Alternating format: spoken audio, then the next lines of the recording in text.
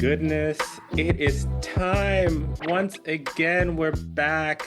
It is time for another episode of The Score. This is your favorite podcast all about the arts and culture as seen through our Black queer lenses. As always, I am your co host, Rocky Jones, and I am here with my two amazing co hosts. First, we have the lovely, the lugubrious. Did I mess that up? What is It is definitely a word. I don't know if it's the word that you were going for, Probably but not. I think I was going for loquacious. okay. That's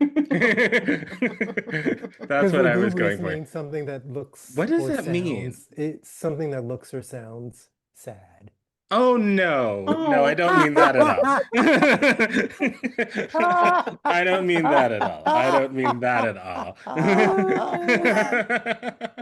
I was afraid it meant something like lubricant or something. Well, they sound similar. But I was going for loquacious.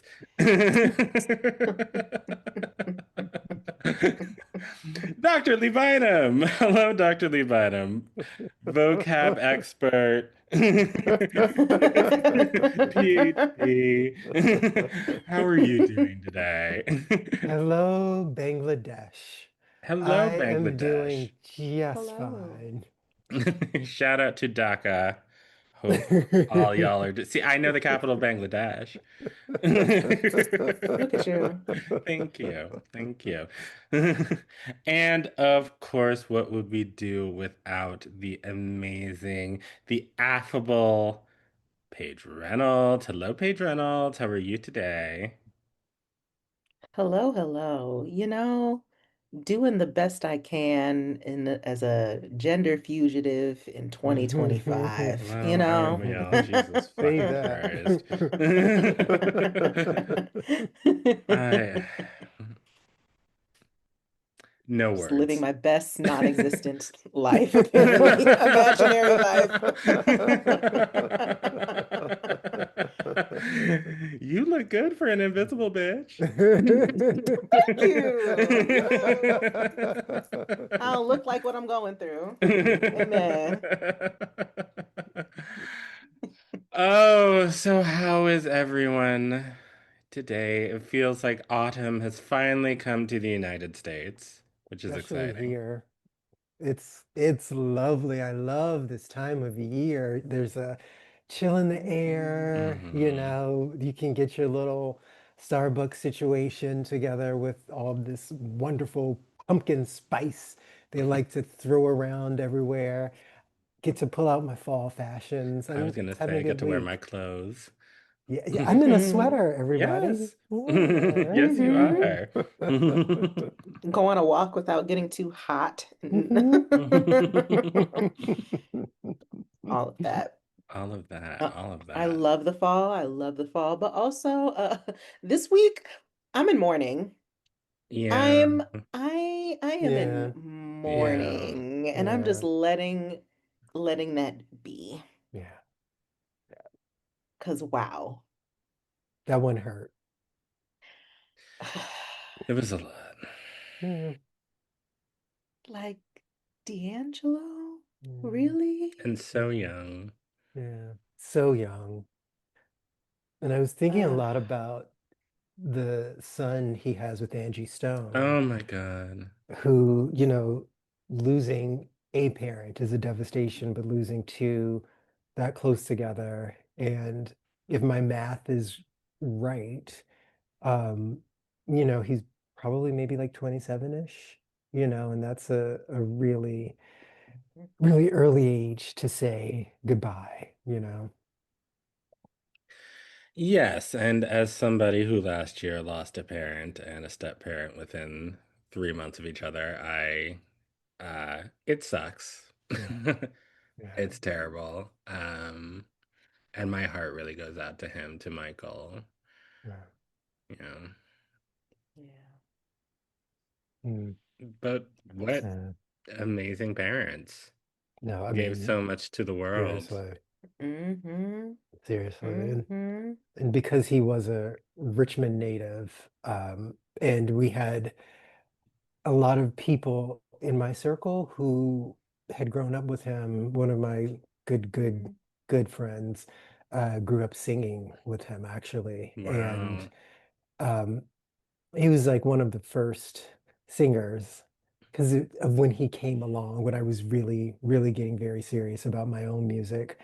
Um, he was just a figure in my head for a long time, an aspirational figure. Yeah. And also Untitled I mean, was was was a key moment in my own awakening. yes. Yep. Many people's awakenings Many people's awakenings. and I Yep. know that it caused some mental strife for D'Angelo himself, but Mm-hmm. I Yeah. what can you say? I am Yeah. still speechless, and it's been 2 decades and some change. So many Whew. people's sexual awakening. I feel Yeah. like seeing that was just like, oh, Oh. that's I get okay. it. I get Okay. it. Okay. I am a sexual being. Okay. Mhm. I know that now. I understand it in this moment. And also, but also like you said, Rocky, on the other side of that, I feel like he was one of the first uh black men that I heard talk about what it was like to be over Hmm. sexualized and uncomfortable with it. Um, and I don't know. I appreciate him Yeah. for being real about that, about being like, yeah, hey, I made a hot song and music video, but also that is not all that I Right. am. Right. And yeah, not too much. Not too Yeah. much, y'all. Not too much. Yeah. He gave us so much in 3 full albums. I mean, there's lots of features Hmm. too, but Mhm. But three albums that completely changed the game and just Oh, kind of absolutely. yeah. redefined Absolutely. R&B and what it is and what it sounds like. And as someone who's frequently over sexualized himself, I completely understand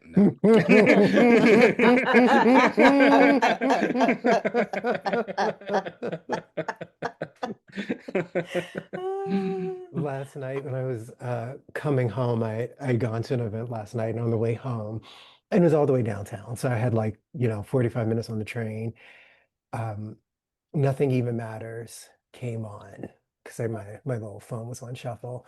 And I listened to it probably 6 times in a row because I don't know if we're going to be treated to that level of musicality again Hmm. in any of our lifetimes. I mean, I mean, it was perfect. It was just everything about it was absolutely perfect, you know? Just thinking about it, Yeah. Yeah. I feel it. I have a visceral reaction thinking Hmm. about how Mm. that song sounds. Yeah. Like Uh, he just sang with so much soul. yeah. So just even in those songs where you don't know what he's saying. You don't know what he's saying. You don't know what he's saying, but you know what he's saying. Hmm. You Yes. know? Hmm. It's like Black Love was defined by his larynx, and it was Yes. Oh. just wonderful, even on covers, like Yeah.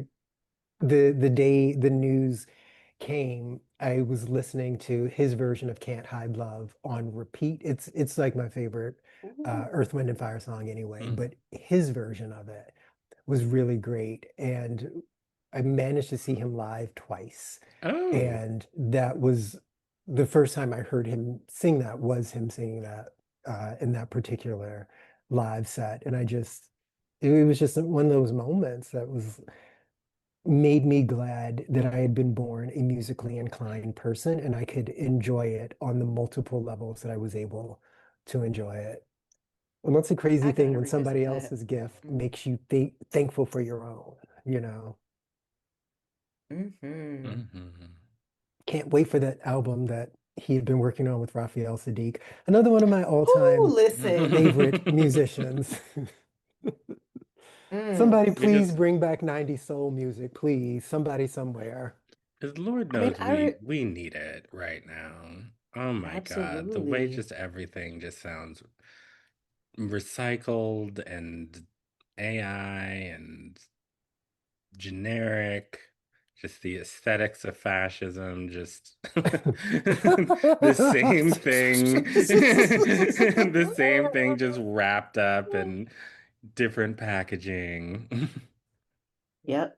Oh, I remember when Black Messiah came out, the Mm, album feeling like mhm, a Messiah in a mhm, similar Mhm. kind of time mhm, where people were doing mhm. way too much with the auto tune. Yep. Mhm. Hadn't heard some instruments in R&B in years.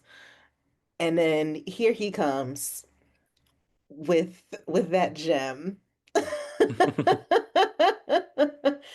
Like this is also one of those deaths where I kind of been walking around feeling like, man, sometimes Black folks are just living in a completely different world from everybody Yeah. else. Yeah.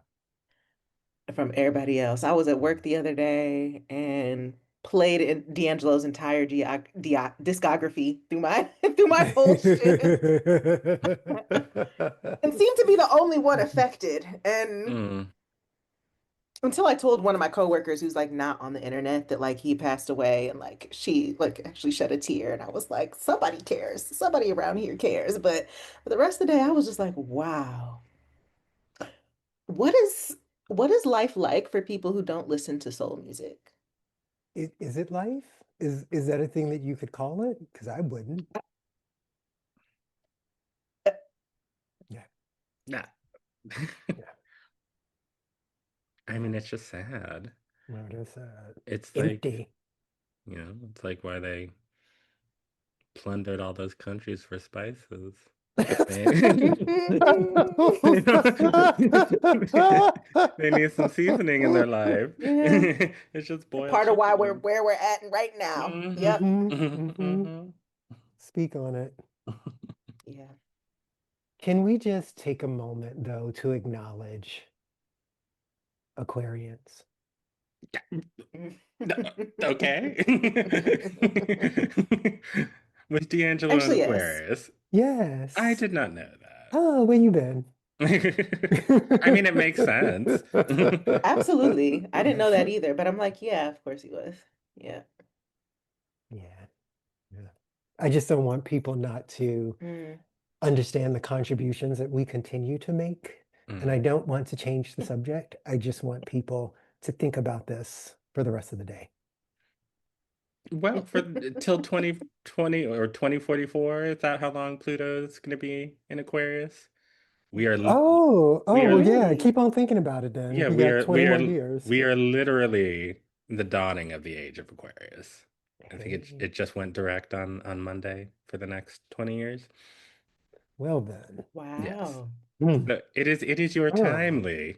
I didn't realize we were in the Lee Bynum era of the Yes. Lee Bynum era. Yes. That's pretty amazing. And as an Aquarius moon, I'm going to take a little bit of it. Not too much, but you can come on over here. Well, all right. Well, shout out to all the Aquarians of the world. Thank you. You can Mhm, have this mhm. one.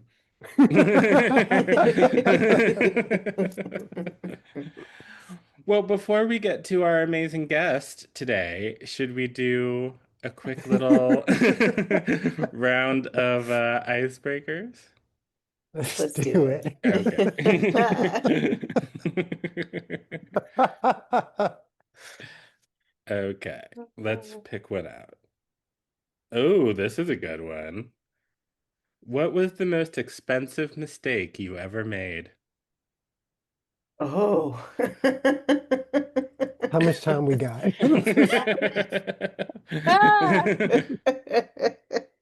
College. I Ooh. mean, look, I get out of mean, my head. I mean, I feel like actually that one's kind of easy. Yeah. did not enjoy that experience at all. And it was very expensive. I don't know if I can call since I went to the Howard University, the Correct. HU, I Yes. don't know if I Yes. can call that part a mistake. Yeah, you know. But did I make some mistakes my senior year when I got that first credit card? Absolutely. Absolutely. Oh, and that too. Absolutely. That too. That was the most expensive mistake, I think. Yep. I should have just rocked with the mattress on the floor for a little bit and not even I would have been okay.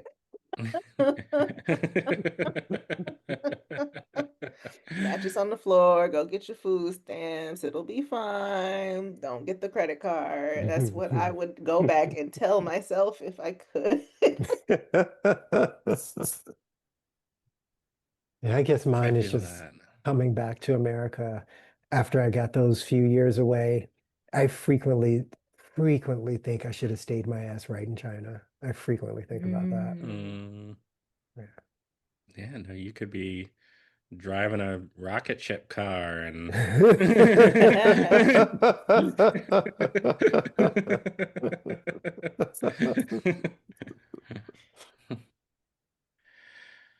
Well, all right. Well, that one was easy. Yeah, super easy. Well, you write and let us know what your most expensive mistake was, and maybe we'll read it on air. Ooh. Yes. Mhm. The Score Podcast 2.0 at gmail.com. But I'm super excited for the discussion that we are about to have. Uh, aren't both of you? Oh, yes. Well, I cannot wait. We have a super special guest coming up after the break, and we will be right back.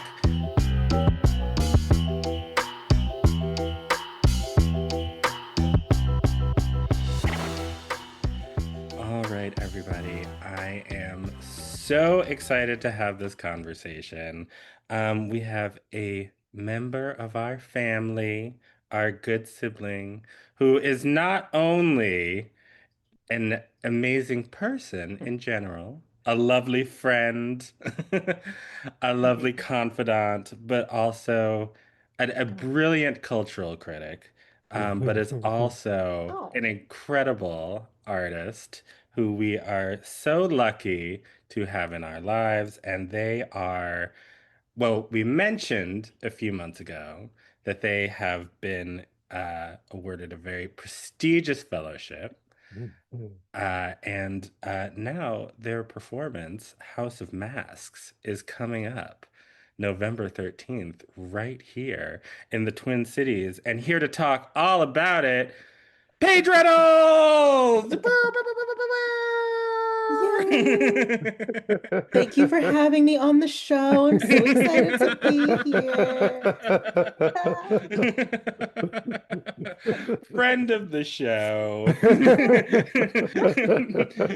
Paige Reynolds. Now, Paige, I know we mentioned Naked Stages and Pillsbury and all of that a few months ago when it first happened, when it was first announced.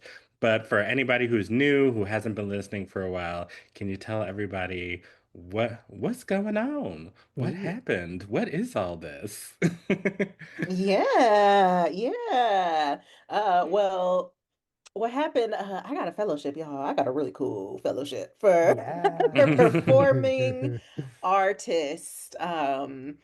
Hosted by Pillsbury House and Theatre here in Minneapolis. I mean, before I even applied, this is already a place that I loved. Like, they just do the kind of work that I want to see, that, like, really, I think represents people in real life, people of all colors, all backgrounds, all orientations, and that's the kind of place I want to be. And also just has a long history of um of supporting activism in the community too. Like trans folks have been meeting there and for a long time, for decades, for example.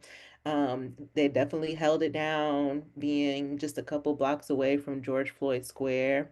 Um, so yeah, I'm just happy to be at this particular place, and they have a annual fellowship called Naked Stages that is meant to support early career performance artist in Minnesota. Performance artist is used like really broadly, performance of all kinds. There's been dancers, there's been people who are really theater forward, there have been people who've been more experimental, multidisciplinary, transdisciplinary, cross-disciplinary, all of that. And so it's meant to really give us an environment to develop as artists, develop our process, develop our unique voice, with lots of support to do so. So it's in, a cohort of people, usually 3 or 4 artists. I think it's most years three. Um, and with supporting each other in the process as cohort members, we give each other a lot of feedback that's built into it. Another thing that we're meant to help like develop with support is our ability to give and receive feedback, and be collaborative. We are given support to put on our productions. So, the financial support, the space, the people, the marketing, all of that. And people create pieces for the stage or site specific, at a place outside of a theater, which is what I'm doing. I am doing a installation. Um, so yeah, it's a really cool program. Again, really just like emphasis on the artistic development and not as much the technical production and you got to meet this deadline and you got to have this and do this, which has just been amazing. Exactly what I need at this time as an artist.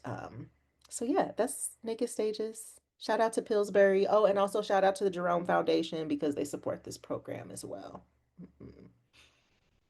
It sounds very nurturing Yeah. and caring and lovely.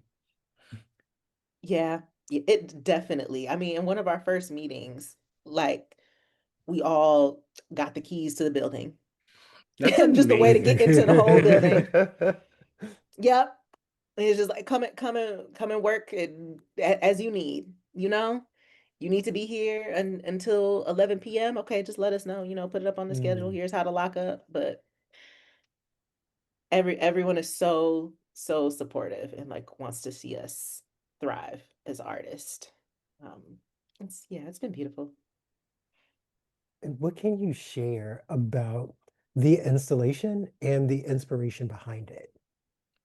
Yeah. Okay. There's so much I can say about the inspiration. I'll get to that. But so the installation itself, House of Masks, invites the audience to a space that I'm calling the Porch that is built within Pillsbury's lobby space. So that's where it's gonna be.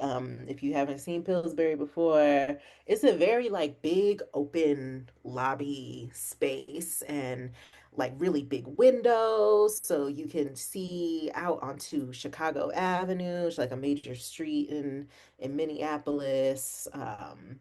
And there's all kinds of people who pass through there, all kinds of programs that go on in there. But I will be transforming it into the porch where 3 Black queer ancestors come to visit at different points throughout the installation. Um, so there are like these altar spaces built up for them. The people will get to visit and interact with. And when I say altar, I mean it's like very collage like. Like there will be things to read, things you can touch, things that you'll be listening to, all of that. And then at select points throughout the couple of weeks that Naked Stages artists are performing, there will be activations where these ancestors appear in the form of masquerade performed by me. And it is very, very participatory, those activations, short activations about no more than 30 minutes, no more than 30 minutes each, but all very steeped in the Afro-diasporic cultural tradition of masquerade, definitely influenced by different Afro-diasporic spiritualities, and culture just in general. I mean, how many of us we have all hung out on a porch at some point and listened to somebody tell stories, Mhm. true or not.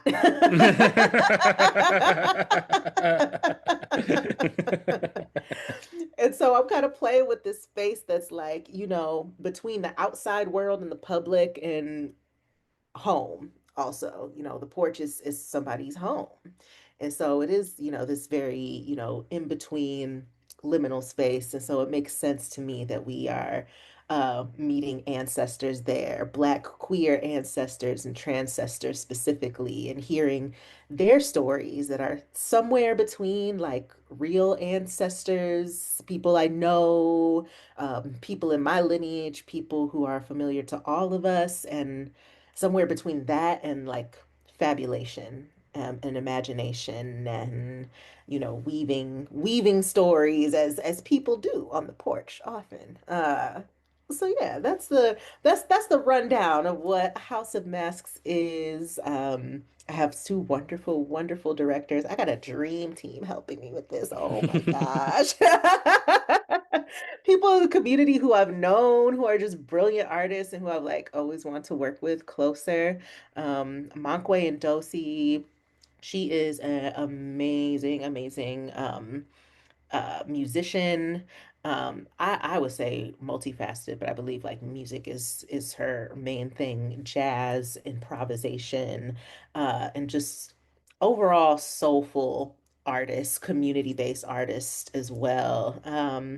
And she's actually one of the first artists that I got to collaborate with when I first moved to Minneapolis, like an unexpected opportunity where a friend called me up and was like, "You want to work on this project? You want to collaborate with Monkway?" And she's been an amazing friend and elder to me. And the other director is Keegan Zavi. She is another awesome Minneapolis-based artist. Been here for a long time. Her family is just embedded in the community, and is a visual artist, a collage artist, also very close to the earth, like a master gardener. And Oh.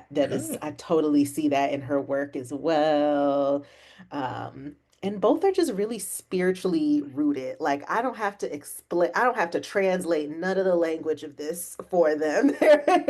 They're both involved in like African spirituality, and they could just jump right in, and we're immediately excited to help me bring this together. And another friend of mine named Baki, who is um, Minneapolis-based artist as well, a youngin, but so wise beyond their years, and is an awesome visual artist, fabricator, puppeteer, a theater maker, and actor. Um, yeah, I have amazing, amazing folks helping me out with this too. So shout out to them.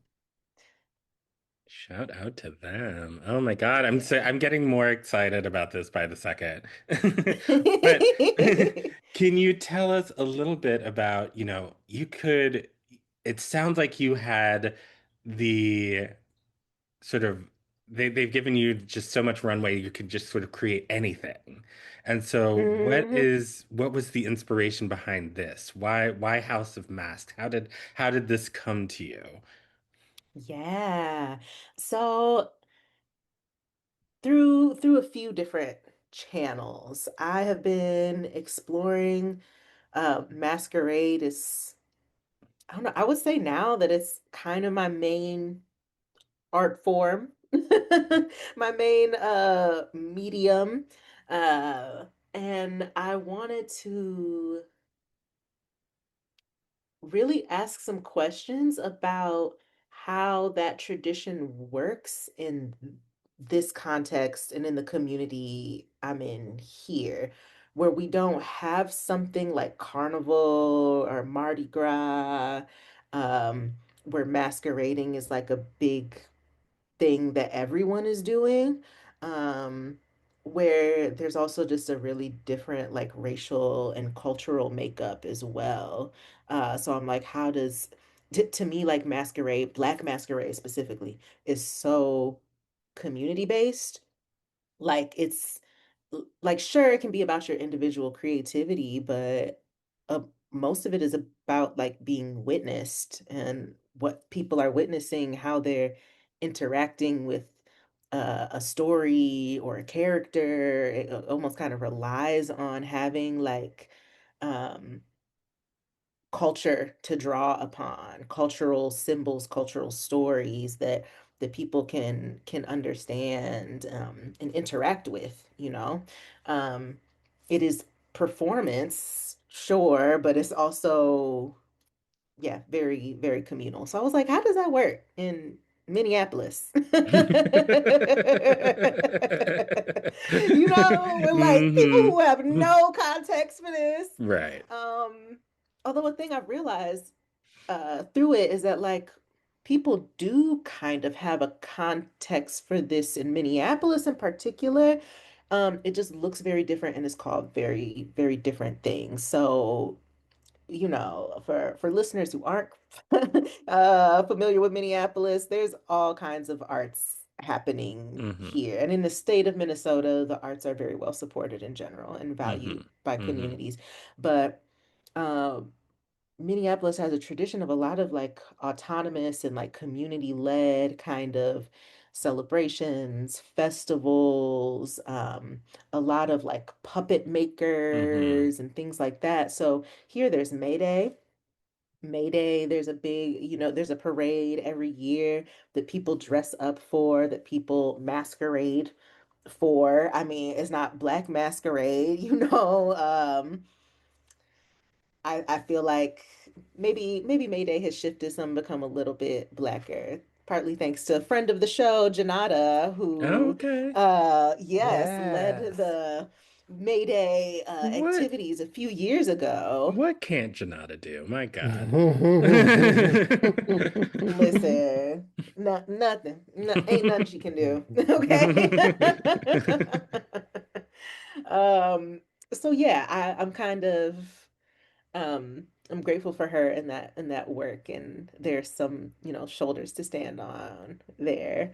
And there's also I think of Bare Bones, that is a Halloween show that happens every year in Powderhorn Park in South Minneapolis, and people come together to build giant puppets. A lot of the performers are in masquerade or something like that, and it is an annual tradition that you know, takes a familiar story but also is meant to change every year and speak to the now.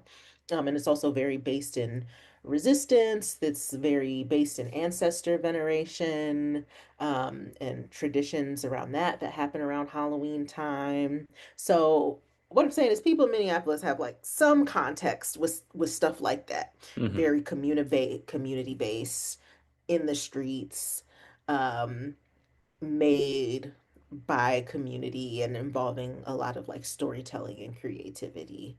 Um, but yeah, I wanted to figure out how that works with like Black masquerades. And uh, I was also inspired by just Black queer ancestors and transcestors and different ways to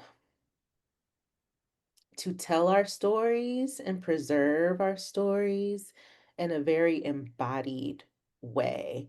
I almost want to get back to some of like our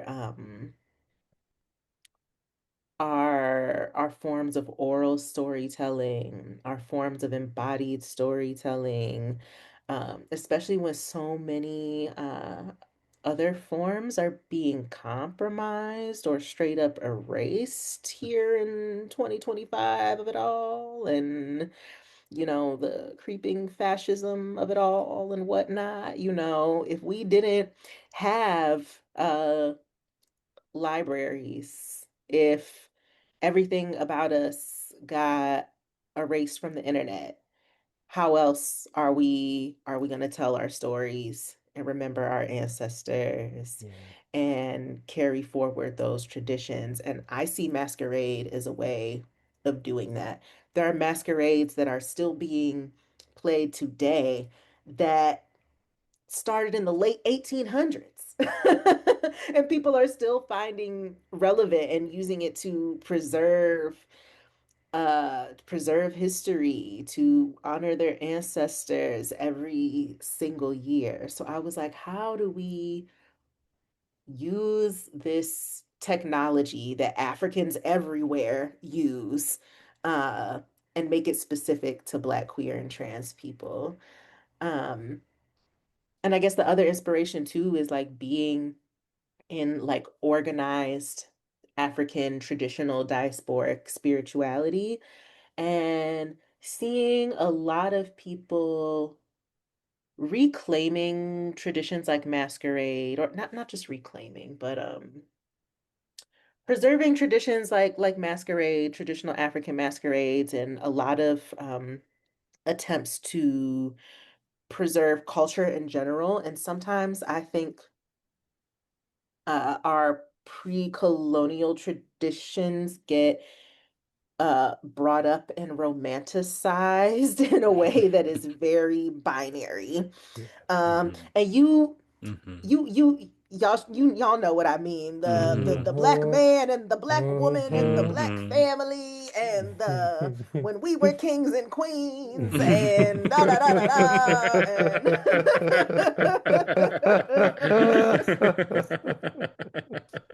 yeah.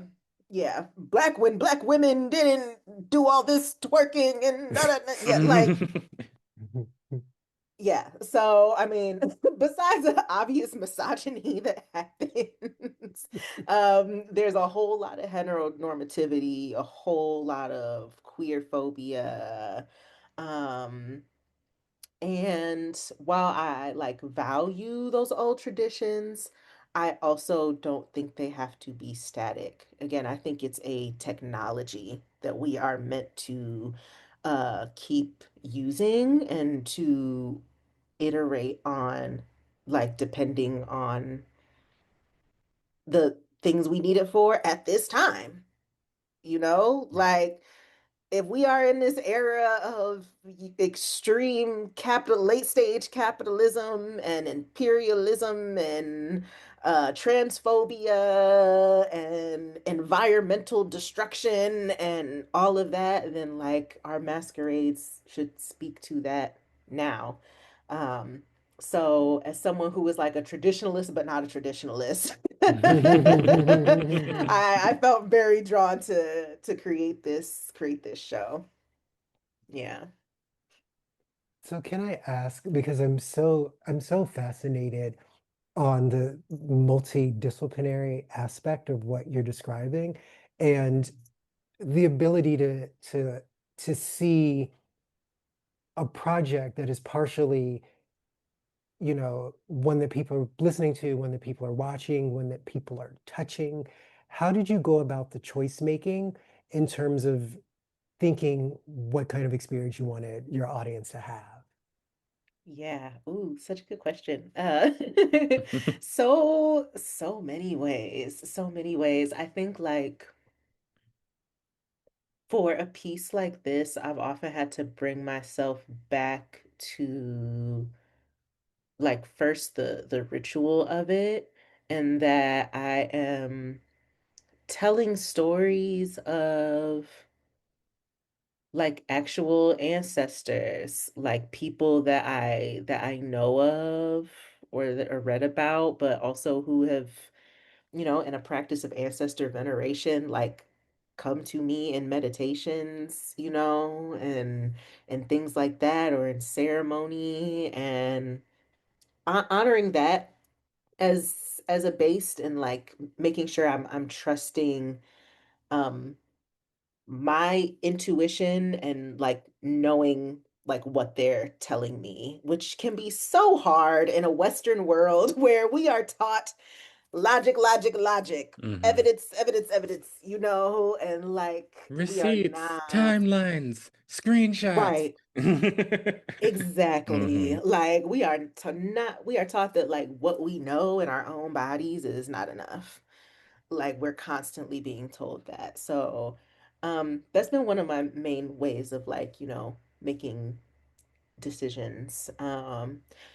But also I think like as I've like opened up the process more and more and talking to like collaborators and friends, I think that like how they respond gives me a lot of information as well. Like as I tell them about these different masquerade characters and seeing them being like, "Oh, yeah, I know what you're talking about." And start and watch people like start to generate ideas that are already the exact ideas that I've been thinking about because they know these characters, they know these archetypes, they know these energies. That has also helped me to make decisions. It's kind of like, yeah, it's in my mind and in my spirit, but like other people know this work too in ways that I don't even fully understand. So it's also like trusting them. It's almost like uh talking to people about a different person that we all know and being like, oh yeah, I know that thing about them. Oh yeah, well, I remember that one time that they said that they like da da da da da. Okay, well, this other time that I went to visit them, this happened and da da da da da. Um, and that has like really helped me.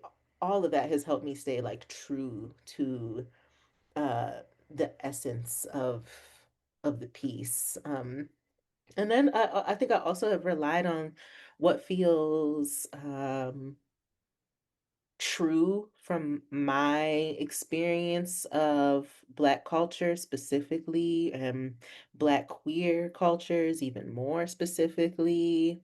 Um, like when I was thinking about like it took a minute for me to arrive to this space being the porch, you know?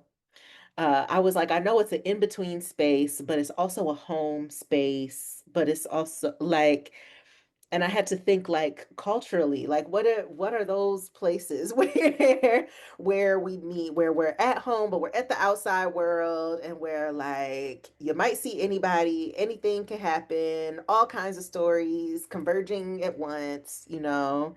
I was like, oh, yeah, a porch chilling on the stoop, you know? So I think like staying true to that has been a big just like grounding force, which again in this society is also not easy when Hmm. there are things about even like Black culture that we just know but don't get like validated elsewhere. You just have Yeah. to like know it in your Yeah. body. Yeah, Yeah. absolutely. And it's so interesting, this idea of all of this happening in these liminal spaces like the porch, and every so often you see those posts that go viral of like liminal park, like empty parking lots or empty airports, or or sort of people sort of describing that space between waking and dreaming, and it so often can feel so uncomfortable for people, especially to just sort of like witness those spaces or be in those spaces. And I just think it's so interesting, when you're talking about sort of being able to sort of trust yourself and what you're feeling and what Yeah. you're getting Yeah. from your environment, and not relying on those like sort of hard facts and hard evidence, which I find, was so much easier for me when I was younger. You just sort of sit down and you Oh yeah. tap into sort of that. I used to call it the universal heartbeat. That was my name Mm, for mhm, Oh, it. I love mhm. that. And, it was so easy to just sort of tap into that and to create from that and to listen to it and to understand sort of what it is. And as I've gotten older, I feel like that has sort of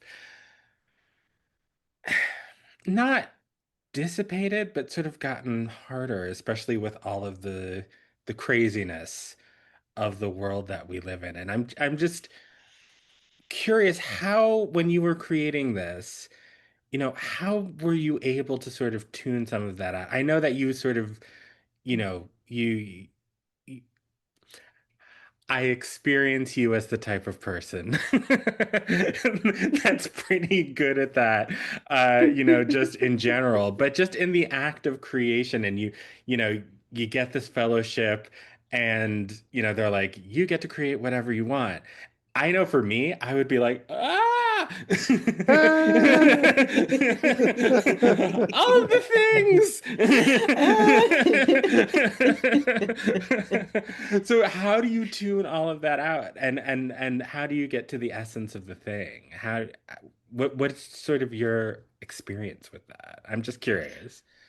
Yeah. Okay. One of the things that came to mind that like I really wanted to work on through this process was being able to have an idea and carry it out through the end and not like edit myself before I could even start. Hmm. And a lot of the time I have a bad habit of that. Like ideas got ideas for days, but being able to Hmm. carry them through and finish them and like not let the inner critic like take over before the thing can even be done, that's the hard part. So I just told myself, okay, you had an idea when you put in this application. Clearly the people liked it, okay? Let's let's just, what if we just stuck with that? What if we trusted that and saw that like not as something limiting, but like just giving you a container or like a sandbox to play in and build all kinds of things. But that's one way that I could tune things out by I really want just this to be a practice of having that idea, seeing it through, trusting that it's good. Clearly it was good because it got a fellowship. It There were did. many, many, many people applied to, and that three were chosen for. So I think I could trust it. And just see that through. Um, and then I think like with tuning stuff out, for one, I so many times this year I've just deleted the Instagram app You sure for a have. while. Every 2 weeks, Hmm. I'm leaving. Yep.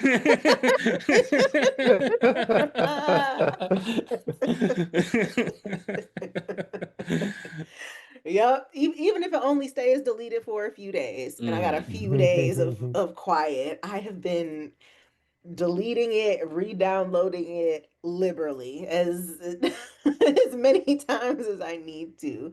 Um, but that's been really, really necessary, really needed. Um, I think one of the things that like has held me up in the past from seeing an idea all the way through is comparison, Hmm. Comparison really do be the thief of joy. It really Comparison, does. oh, she'll get you. Ugh. She'll get you. Like, she'll just show up and be a mean old bitch and be like, look at look at what they're doing. Can you do that? Yeah. I don't know if you should even try if you can't do that. Like, why are you even? So I had to like unfollow her, tell her shut the fuck up, and block her, and which sometimes meant deleting Instagram altogether.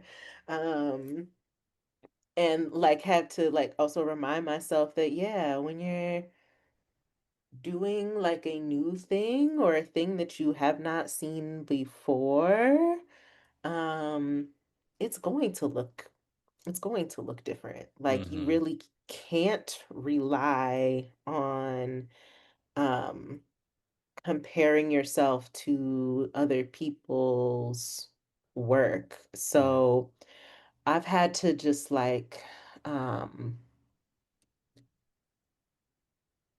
block out, I think especially the kind of things that are specific kind of like presentational, especially for the internet, mhm, Um, because there's a lot of editing that goes into that. mhm, There's whole teams of people that, are working on making sure you see the best cut of things, mhm. And also not comparing myself to people who are just a different part in their process and their career too.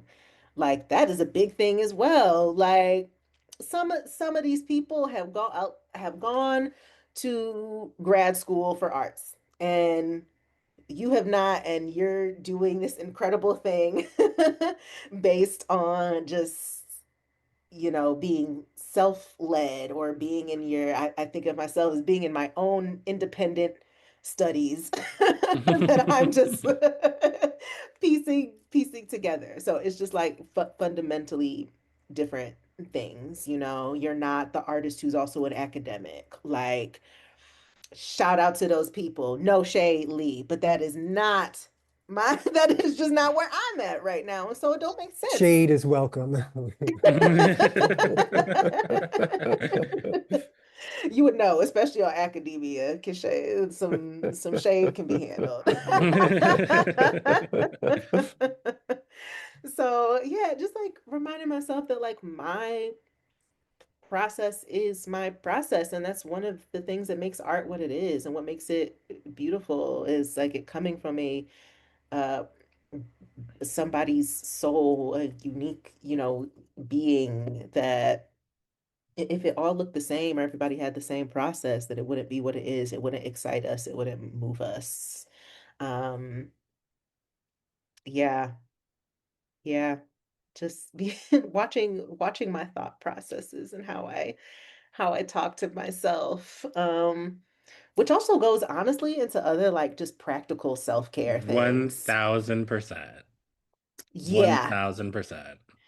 Yeah, like sometimes part of the artistic process is like, have you drank water and eaten vegetables? Like, have you have you moved your body and gone on a walk? Do you maybe need a nap? Have Yeah, you been sleeping? yeah. Yeah. Like, Mhm. hey, you're not talking to yourself nice there. Maybe you should go meditate or something. I don't know. So, I will yeah, tell you all of one it. thing that changed my life. I was seeing a therapist, and he suggested, like, when you are having those moments where you are not talking to yourself very nicely, like you're like in the mirror and you're like, oh my God, look at my nose, look at my body, look at my ear, whatever it is. Like, actually engage that voice in a conversation and be like, what did you mean by that? Why are you so angry? What's Mm, going on? And remembering that that part of yourself also deserves love. Like when you're being vain, when you're being self-critical, like in fact, that's the moment to love yourself the most. That's the part of ooh, yourself that deserves the most love. Because mm. it's some wounded little part of yourself that just needs a hug. And maybe it'll Yeah. calm the fuck down and shut the fuck up. Yeah. Yeah. Oh, that's so real. Mhm. Yeah. Sometimes you just gotta ask yourself, like, oh, that sounds hard. Who hurt Are you? you okay? Who? What is going on here? Yeah. Why are you talking to my friend like Are you trying that? to protect me from something? Because we're good. Hmm.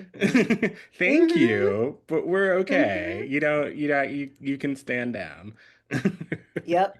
Yep. Well, longtime listeners of the show perhaps might remember a very, very early episode back when we were still in the basement at Minnesota Opera. Remember those days? Oh my God. Oh, from the basement to the broom closet. I mean, Literally. I'm about to say, actually, though, it's not a metaphor, folks.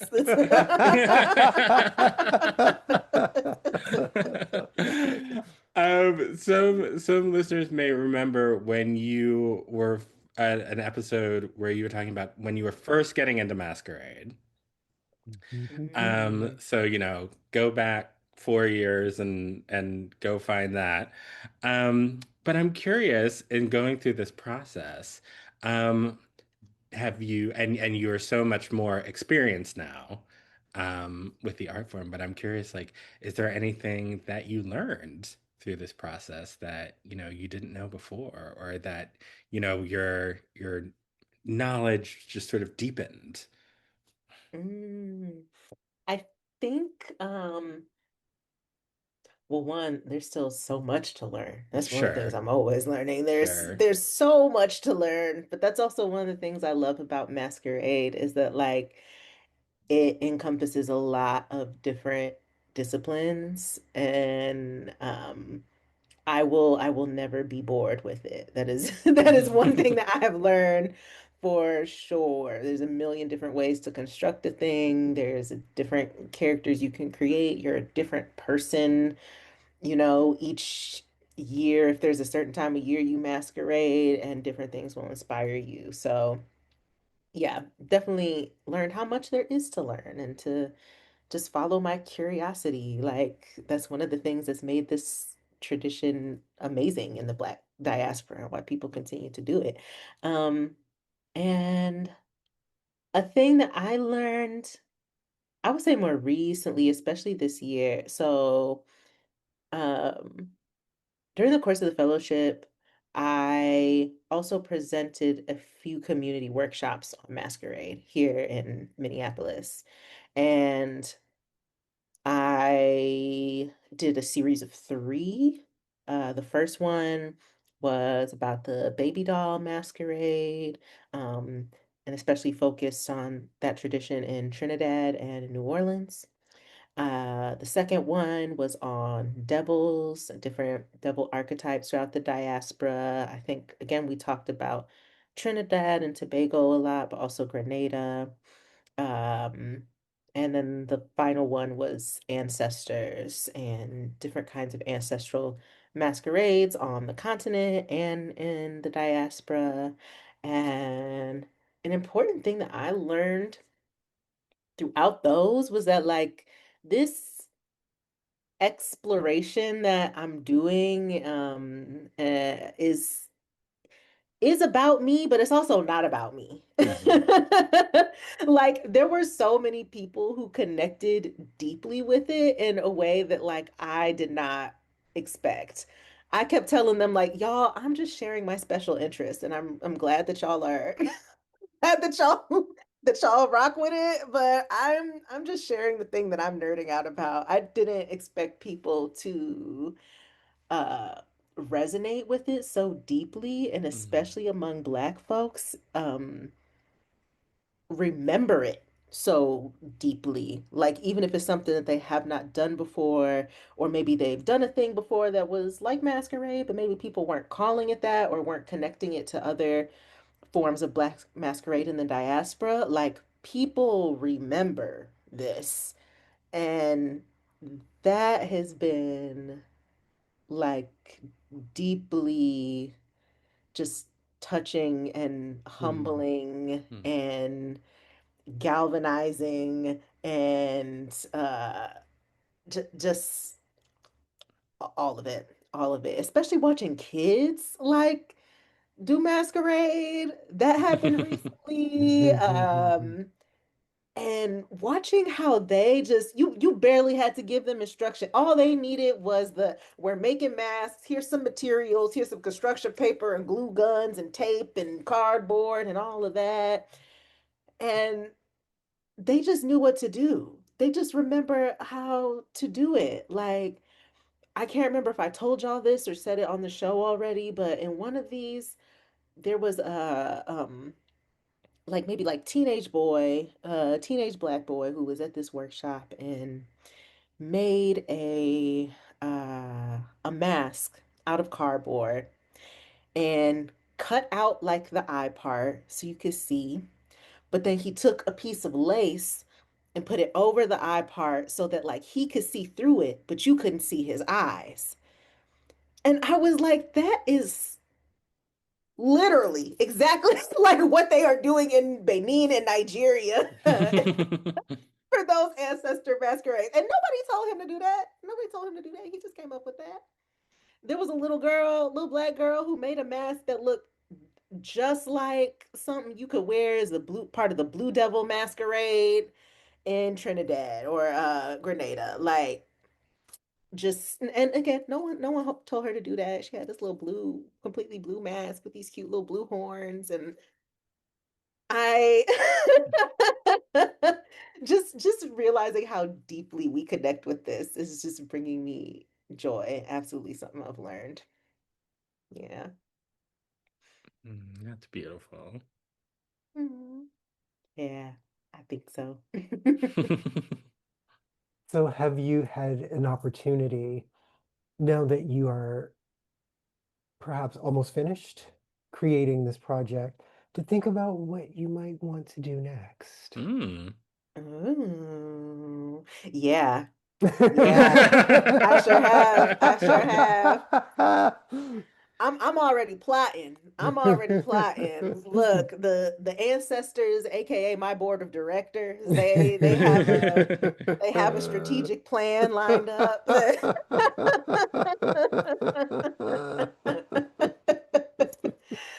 So I think another thing I learned throughout like the summer workshop series that I was really treating as like research for naked stages and just for it beyond that in general.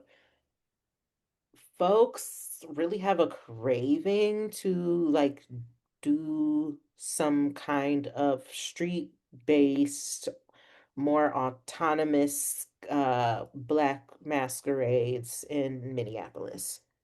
Uh like one of the main pieces of feedback I got in all of those workshops was just keep doing this, you know, Mm. keep Mm. doing this. We actually need this. Like I can feel it. Like keep keep doing this. Are you gonna do something for May Day? People already trying to make plans like, okay, if you're gonna do May Day next year, that means we should all start thinking about it now. We need to start like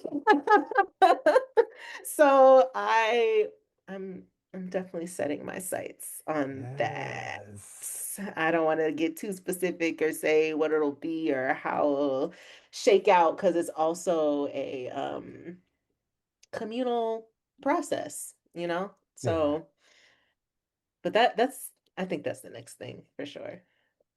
Yeah. I certainly can't wait for that. And just kind of sidebar, from my time in Minnesota, I maybe it was the pandemic. I don't remember May Day. Mm. Like I remember people Mm. talking about it, but I don't remember uh, specifically what happened. So could you maybe just say a little bit about this tradition? Because like not even being funny, like May Day is kind of not a thing on the East Coast, even a little bit. So Yeah, yeah. I'm happy to. So, May Day in Minneapolis. I'm trying to look it up real quick, just how long it's been happening, because I know it's been a long time. Oh, okay, since 1975. Um, and there is a tradition of it's like just celebrating the springtime, the beginning of spring, and um, all centered around Powderhorn Park in the Powderhorn neighborhood in South Minneapolis. Um, there are big puppets that are usually part of it. Um, there is ceremony that is a part of it. So Powderhorn Park has a lake in the middle of it also, and a lot of the ceremony centers around that. In the past, there's been a theater company here called Heart of the Beast that uh, has really like led those efforts. Yeah. Yeah. I Hmm. remember Heart of the Um, Beast. Yeah, they do cool stuff. hmm Yeah, really cool stuff. Really cool stuff. They um are huge with puppet making and Hmm. like even have like a puppet library that I think folks should visit because it's just so cool the stuff that they're able to do and imagine. And so yeah, they stewarded that for many years, and recently just like weren't able to like I think financially Yeah, support it they anymore. I think that was the main they thing. took a hit during the pandemic, unfortunately, Yeah. like most arts Yeah, organizations, but yeah, exactly. So I assume like people at part of the Beast are probably still part of it and participating, but not running it anymore. And Mm. so now Mayday is more decentralized, uh, which I mean, I attended this year and it seems to work out just fine. Because I mean, one, like Minneapolis is very DIY in the first place. So, people love to bring together a bunch of volunteers to make some wacky art. We know how to do that. We know how to do that real good. But Mayday also like is one of those things that always speaks to the moment too. So that's why I say that like, okay, that this place is kind of familiar with masquerade. Like there will be like the big issues that we're facing right now, like reflected in those ceremonies. So if it's like we feel like we should be celebrating our immigrant neighbors, that will be part of the Mhm. parade and part of the ceremony.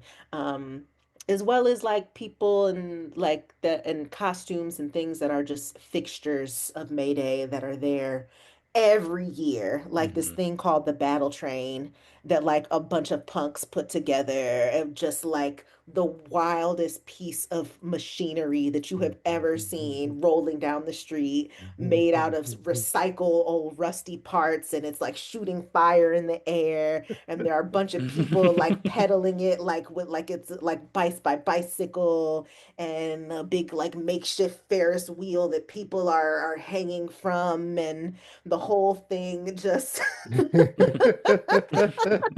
you're just like, how did they put this together? And you drive around the South Side and you'll see like different parts of the battle train and people's driveways and stuff like that, especially leading up to May Day.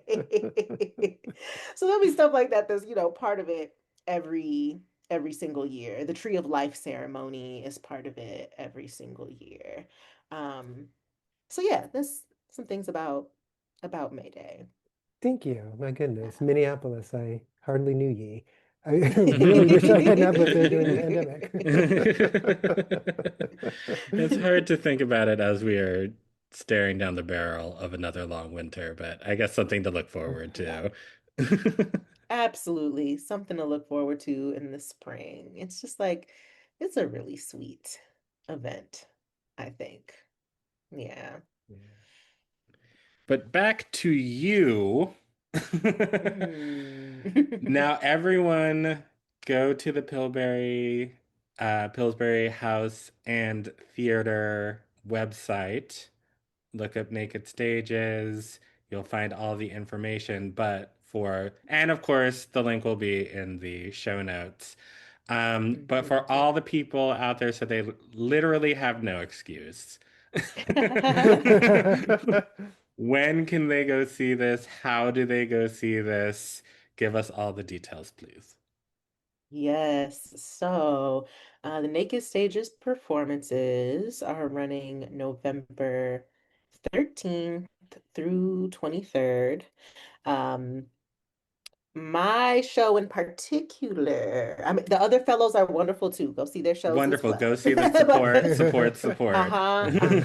Shout out to Dottie Rose and to Akiko. They're both doing some really cool pieces as well. Some things with theater, musical theater, burlesque, projections, and video art. We're all like very, very different. So I think if you come to see all three of us, you'll have like a really great time. Um, so my piece will happen sporadically throughout the time of the 13th through the 23rd. There will be activation in the installation space of the porch on Thursday, the 13th, which is everyone's opening night. And then there are like visiting hours for the installation interspersed throughout the week. There will be parts of it that are up even when I'm not there, and that just the in-between time in the Pillsbury lobby. But I encourage folks to come when the full installation is up. So that'll also be that Saturday, the 15th, Monday, the 17th, Wednesday, the 19th, Friday, the 21st, and then a closing ceremony on Sunday, November 11th at 6 p.m. After that, we will be done. Yeah. And Yeah, Sunday, November 23rd. Yes. Be the last one. Yeah, my bad. Okay. you Yeah, said Sunday, Sunday, November 23rd. 23rd. Yeah, got it. Thank you. That's the closing ceremony. And I completely forgot to mention this part. There Oh. is as part of the installation, a mask that is being built throughout the time that the installation is up. Ooh. That me and Baki will be paper macheing. And folks who visit the installation are welcome to join us in the paper Ooh. macheing Oh, of okay. this particular mask, which will then be worn during the closing ceremony, the final ceremony. Then it will be done. So yeah, invite folks to come and contribute to that. Do some paper mache with us. Yay. Yeah. Yay.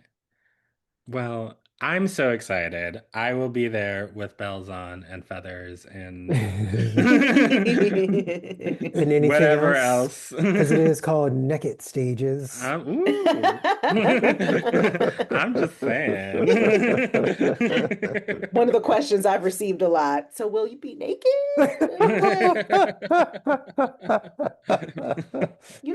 Wasn't planning on it, but hey, we'll see. It's art if you are. Right. Depending on how y'all behave. Exactly. Well, everyone, go check that out. Get your tickets right away. I'm sure it will sell out. I cannot wait to go and see it and support you and all of the amazing artists that you've been working with and the other folks in your cohort of the Naked Stages. And it's just going to be a good ass time. I can't wait. Yay, I can't wait. I'm excited.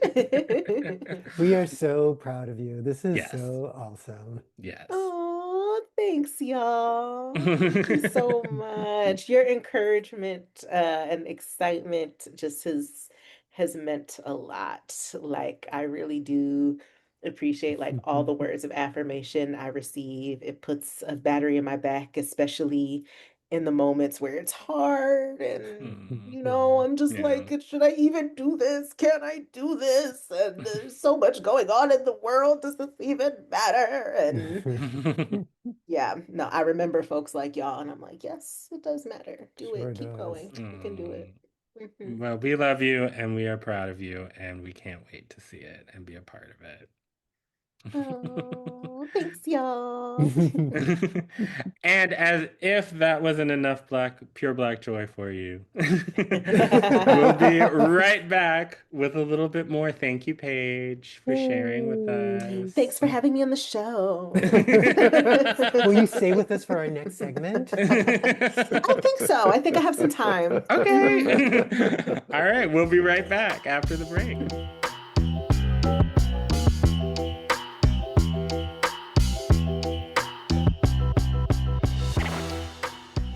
All right, somebody is chomping at the bit to get their get their pure black joy out into the world. So, without further ado, Dr. Lee Bynum, take it away. I will. Well, everybody knows that one of my favorite things that's ever been invented is Debbie Allen. I absolutely love her. I love everything she does. I just really enjoy her and have long admired her career. And she is having a fantastic 2025, 2026. She's getting an honorary Oscar this year. She's directing the revival of one of my Yes. favorite plays, August Wilson's Joe Turner, Come and Gone, starring Miss Taraji P. Yes. Henson, speaking of Howard Oh. University earlier. Yes. Yes. And now they are giving her a Barbie doll as part of their Barbie Really? tribute collection. Yes. And here's why this is pure black joy. The doll actually looks like her.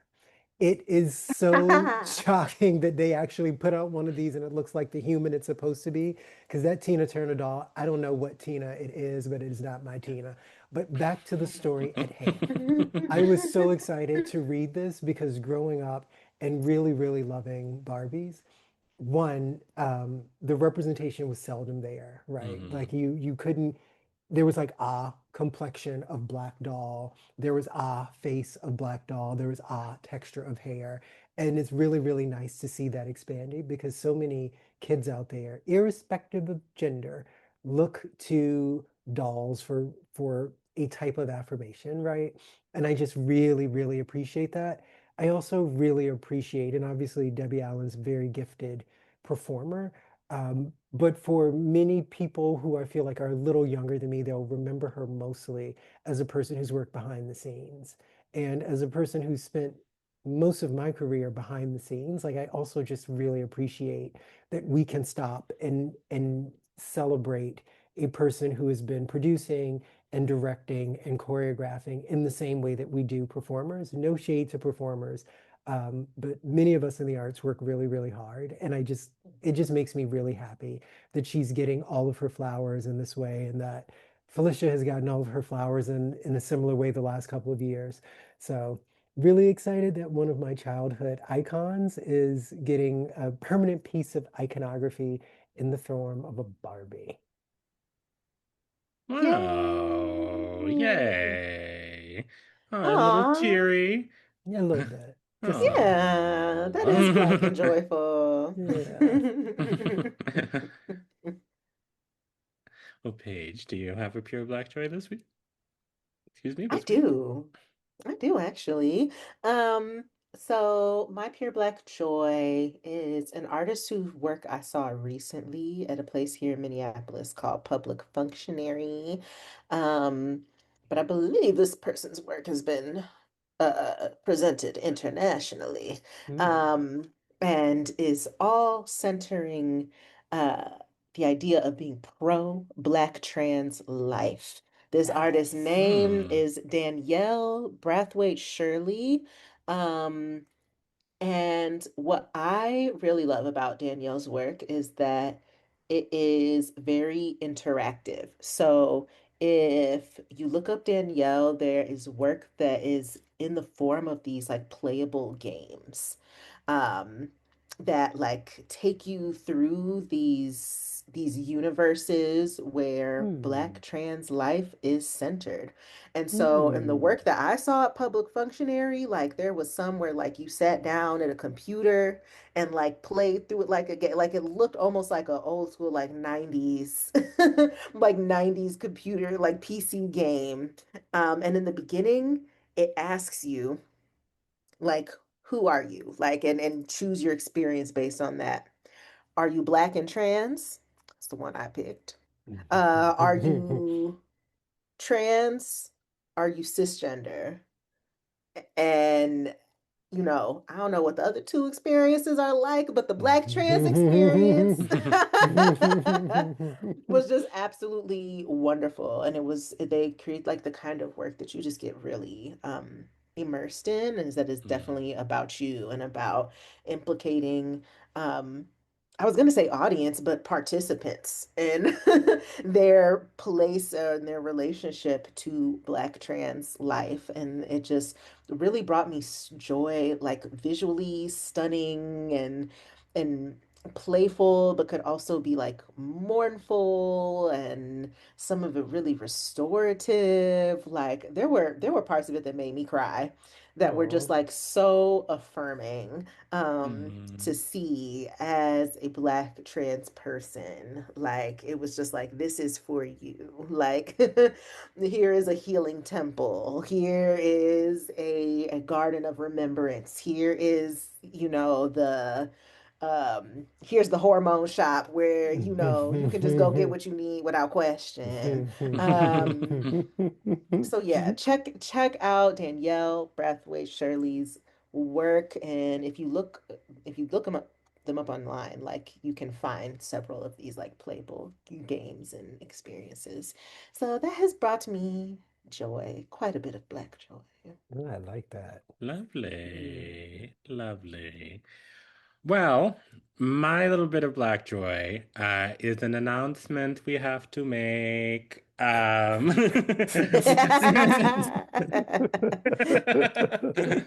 RuPaul, we love you. Thank you so much for bringing us so much wonderful drag excellence into our world over the last few decades.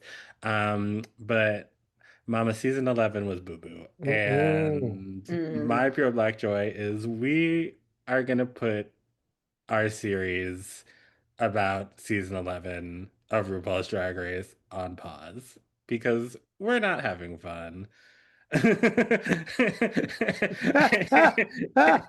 And I don't know if y'all are having fun listening to us being shady as hell every other week. Maybe, I mean, that's cool. I mean, I don't know, but I think next week, we are going to start perhaps with just a high level overview of sort of what happens during the rest of season 11, and I think we're gonna start on a new show. I don't think we have 100% decided what we want to do, but there is a program that Lee mentioned in their Pure Black Joy a few weeks ago, Carnival Catwalk on No. Peacock, which Mhm. is like a Project Runway, but for uh, Carnival and Masquerade theme, which seems In the definitely air, on child. brand Mhm. for where we are at this particular moment. So I think we might do I think they're shorter episodes, right, Yeah. Lee? They're like Shorter half an hour. episode, shorter season. Child. Yeah, so Thank we goodness. might, yeah, so oh my God. My God, my eyes have been starved for beauty.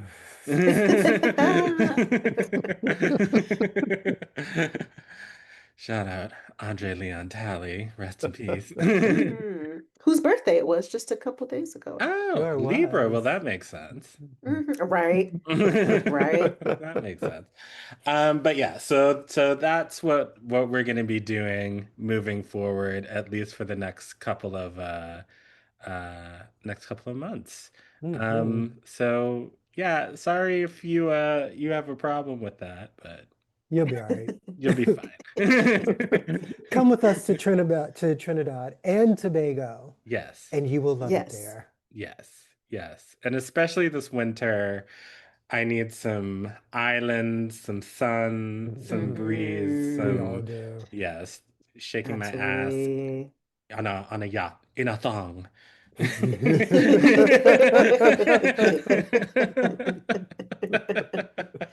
I want that for all of us. I want that so bad. Oh my God. Oh my God. And I had this thought yesterday. Do you all realize it's October, which means that it's 1 year since we've been back at the score.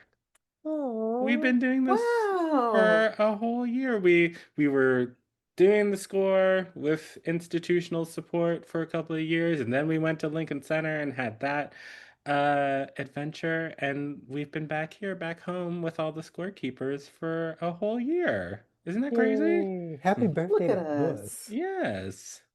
Yay. Yes, Wow. our rebirth. Yeah. Look at that. It's like it's been a while, y'all. I mean, it really has. Yeah, so I just wanted to thank all of you all for sticking with us through all of our many iterations. We love our scorekeepers, and for, I think, the show looks and sounds very different than it did when we first started, and we were sort of exclusively talking about opera and classical music because that's who was paying us. But now we are independently produced, and we get to sort of show off the entire width and breadth of who we are and our interests, and the fact that you all stick with us and allow us to sort of experiment and do TV recaps and sort of just talk about the news and everything Whatever else the that we hell want we to talk. want to. Yeah, Mhm. you like us. You really like us. Yeah, so thank you for that. Oh, and you're probably wondering where the art class episodes have been. I have been so busy, I completely forgot. So, the second half of the first season of art class will resume on our off weeks next Tuesday, and then we'll be back in 2 weeks with presumably Carnival Catwalk, but maybe something else. Who knows? We'll see. We'll see. We Gotta stay tuned. We are exactly. we are Yeah. mercurial. And maybe lugubrious. I don't want to be lugubrious. Neither did I. Hopefully not. Well, I'm sorry. Sometimes I make mistakes. Someday you do the intro. Yeah, no. It looks Next, hard. It looks next real time, hard. next time you're doing the intro. I'm just gonna sit here with my arms crossed and wait to get intro. It is going to be a nice, short, quiet show.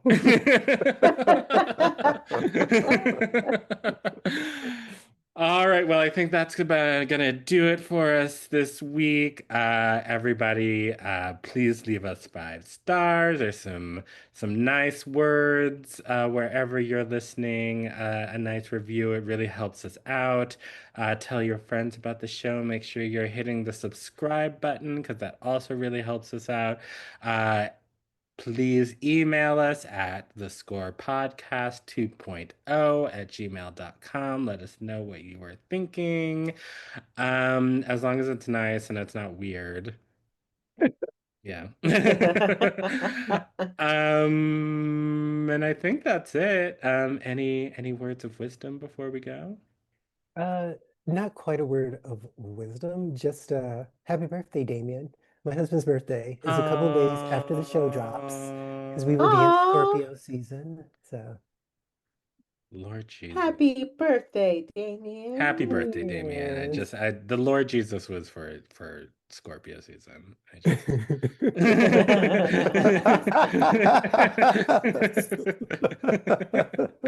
But you know what's after Scorpio season? Do we? Hey, Our Hey. time to shine. the best signs season. I'm just saying. So we just have to get through the next 4 weeks and we'll be okay.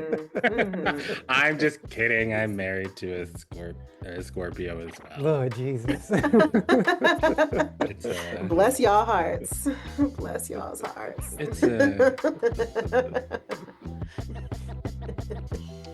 Anyway, we'll see you in 2 weeks. Happy birthday, Damien. We love you. And everybody, go do something fun. See you soon. Bye. Peace, y'all.